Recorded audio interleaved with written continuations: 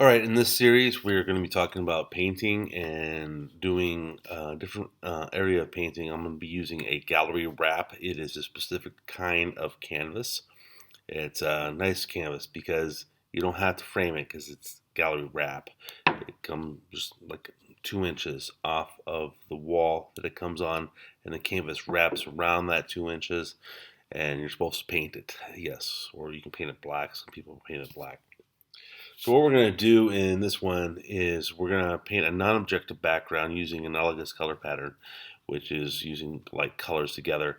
And then we're going to opaque projector a realistic image, hopefully an image that you have personally, like you've taken with your phone or whatnot. And then we're going to project that onto the canvas after we're done painting our non-objective background. And then we're going to trace that with a Sharpie marker and pen. And once that's done, then we're going to paint it with the complementary color of the background as realistically as we possibly can. This is the assignment. It's pretty awesome. I think you're going to like the effect. It's definitely different. We're going to let the canvas, the background, bleed through the foreground. So it gives it a kind of a nice mystic kind of look. I think you're going to like it. It was a lot of fun. Anyway, here's the start of it. Here's the series. Enjoy.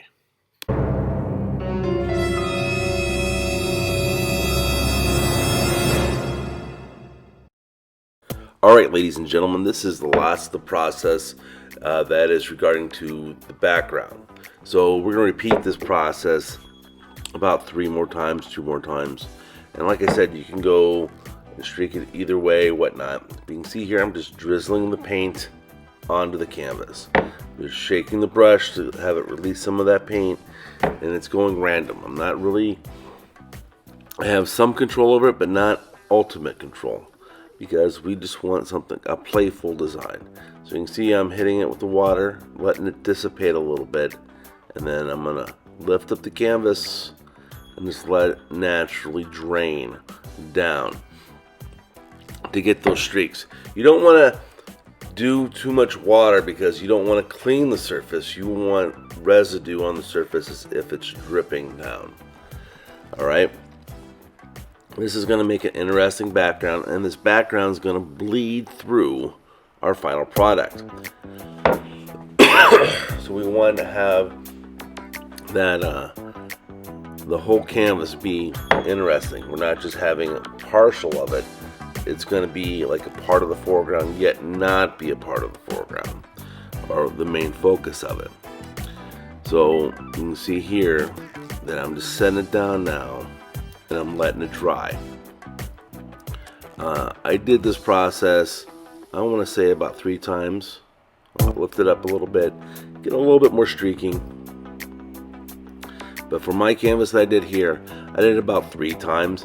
I expect you to do it about 3 times to get that marbleization kind of effect, that streaky kind of effect, to have a nice, interesting background to add juxtaposition or conflict to the foreground.